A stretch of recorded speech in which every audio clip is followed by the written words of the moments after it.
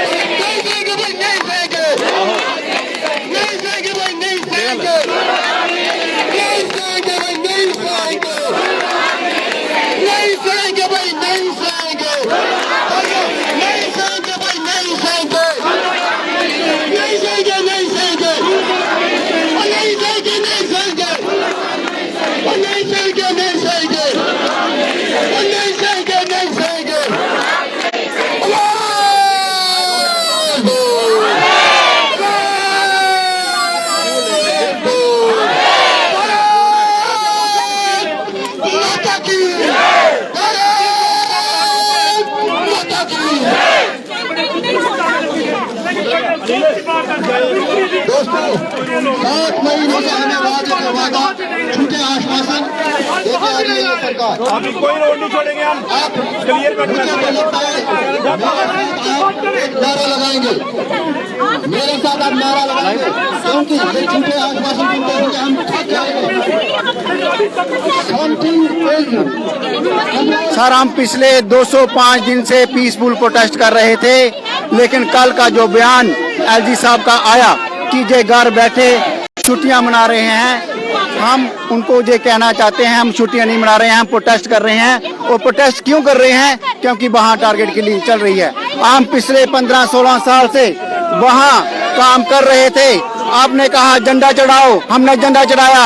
आपने कहा राष्ट्रीय गान गाओ, हमने राष्ट्रीय गान गवाए वहाँ। लेकिन आज वो हमें टारगेट कर रहे हैं, दफ्तरों में, स्कूलों में आकर हमें मार रहे हैं। लेकिन आप हमें बचाने के लिए कोई आर्डर नहीं निकाल रहे हैं। आप गड़बड़ आर्डर निकालते हो, लेकिन TRF हमारे नाम, एड्रेस, स्कूल का नाम, दफ्तर का नाम लिखकर हमें थ्रेट लेटर निकालते हैं।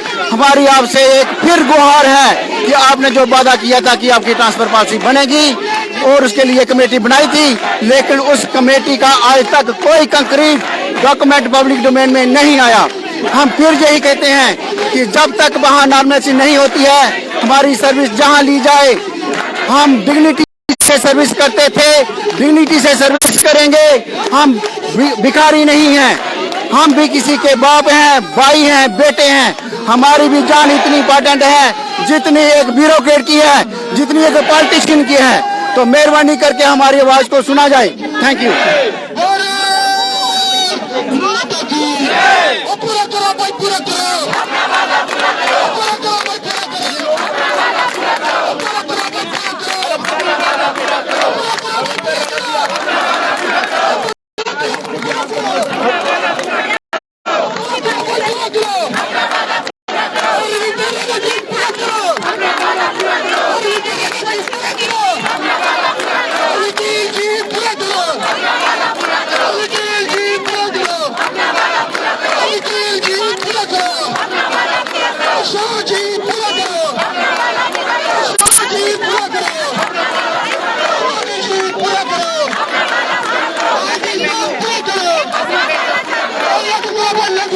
एलजी साहब का कल का जो बयान था बड़ा गैर जिम्मेदाराना बयान था। इतनी बड़ी पोस्ट पर बैठकर ऐसा बयान उनको देना शोभा नहीं लगता है।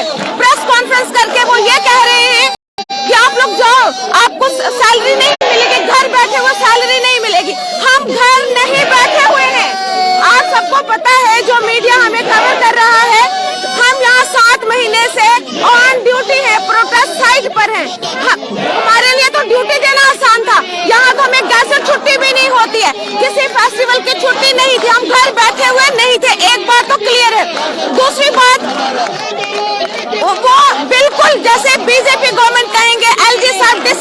प्रमोशन कर रहे हैं। अगर उन्होंने दूसरे मिनॉरिटी कम्युनिटी के लिए कहा प्रमोशन, मैं कहना चाहती हूँ मेरे 2014 में मुझे प्रमोशन मिली थी एज ए मास्टर, अभी तक कंफर्मेशन नहीं हुई, अभी तक मैं टीचर की सैलरी पर काम कर रही हूँ। हमारे लिए क्या है, कौन सी अकोमोडेशन दी उन्होंने इन 7 महीनों में? अगर वो ये कह रहे हैं कि अगस्त तक की सैलरी हमने दी, उसके बाद बंद कर दी, वो सोए हुए थे क्या? अगस्त के बाद वो दिसंबर में प्रेस कॉन्फ्रेंस कर रहे हैं, तो इन 7 महीनों में उन्होंने हमारे लिए क्या किया है? हमें कल भी इनके बयान के बाद 6 बजे गांधरबल पुलिस स्टेशन से फोन आया था। क्या मतलब है इस बात का? पुलिस हमें फोन करके हमारी पूछती है कि आप कहाँ पर हो, यहाँ आए तो नहीं, इंफॉर्मेशन देना पहले। और एलजी साहब ने एक चीज और कही कि हमने एक ऑफिसर अपॉइंट किया हुआ है। अभी आप कश्मीर जाएंगे? नहीं जाएंगे, जब क्योंकि वहाँ गोली सीधे उनके बयान के बाद तो लेटर भी आया था। अभी तक वो इतने काबिल हैं तो इन लेटर इशू करने वालों को पकड़ क्यों नहीं पा रहे हैं? कहाँ से वो लेटर इशू हो रहे हैं टीआरएफ के? ये इतने काबिल नहीं कि उसको पता कर पाए वो कहाँ है। तो हमारे ऊपर जो एम्प्लॉइज है, हम निहत्थे एम्प्लॉइज है, हमारे ऊपर इनकी चलती है।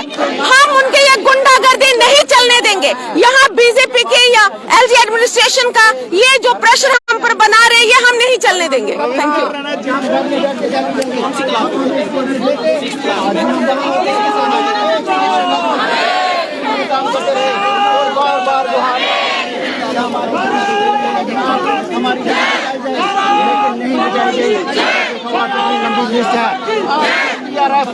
नाम, पता, स्कूल का नाम, ऑफिस का नाम लिखकर निकालती है रिटर्न में, और ये बर्बर इंश्योरेंस देते हैं। बहुत ही गैर जिम्मेदाराना बयान था एलजी साहब का। इतनी बड़ी पोस्ट पर बैठकर ये बयान देना उनको शोभा ही नहीं देता। उनके वर्ड्स ही ऐसे थे। सर देखिए, हमें 7 महीने हो गया था। हम डोगरा एम्प्लॉइज हैं, पहले आपको बता देते हैं, जो 7 महीने से धरने पे बैठे हुए हैं, पिछले 7 महीने से अम्बेडकर चौक में। ये लोग हमारे लिए रविंदर राणा सर जी वकील बनकर खड़े थे। ये हमारे पास आए 2-3 बार, इन्होंने हमें आश्वासन दिए और 7 महीने हमें लटका कर रखा। इन्होंने कहा कि हम आपके लिए वकील बनकर काम करेंगे। हम पूछना चाहते हैं कि एलजी साहब की जो कल की स्टेटमेंट थी, आपने उस स्टेटमेंट पर अपनी प्रतिक्रिया जाहिर क्यों नहीं की?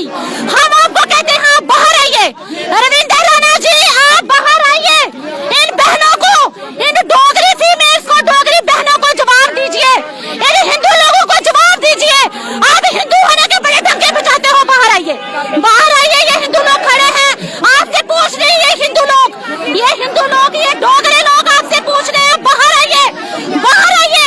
हमारा वकील केस हार चुका है कि जीत चुका है? हमें यहाँ आके बताइए, बताइए। ये डोगरे लोग आपसे पूछते हैं कि बाहर आइए, हमें बताइए कि आपने हमारे लिए 7 महीने में क्या किया। 7 महीने एक लंबा अरसा होता है। आपने हमारी डिमांड को जस्टिफाई किया, कॉन्स्टिट्यूशनल पोस्ट पे बैठकर हमारी डिमांड को माना, कॉन्स्टिट्यूशनल पोस्ट पे बैठकर लीगलाइज वे से आपने कमेटी बनाई, एक नहीं बनाई, 2 कमेटीज बनाई और लिख दिया टाइम बाउंड मैनर। आप बताइए कमेटी ने अपना काम क्यों नहीं किया? आप हमें कहते हो कि आप इन लोगों ने ब्रीथिंग टाइम माना था। भाई हमने तो ब्रीथिंग पीरियड का नाम ही नहीं लिया। हमने कहा था ट्रांसफर पॉलिसी बनाओ, हमें क्यों बैठे यहाँ? हम कश्मीर में जाके ड्यूटी देना चाहते हैं, हमारे लिए ट्रांसफर पॉलिसी बनाओ, ट्रांसफर पॉलिसी बनाओ तो हम तभी यहाँ से उठेंगे, नहीं तो ये धरना नहीं उठेगा।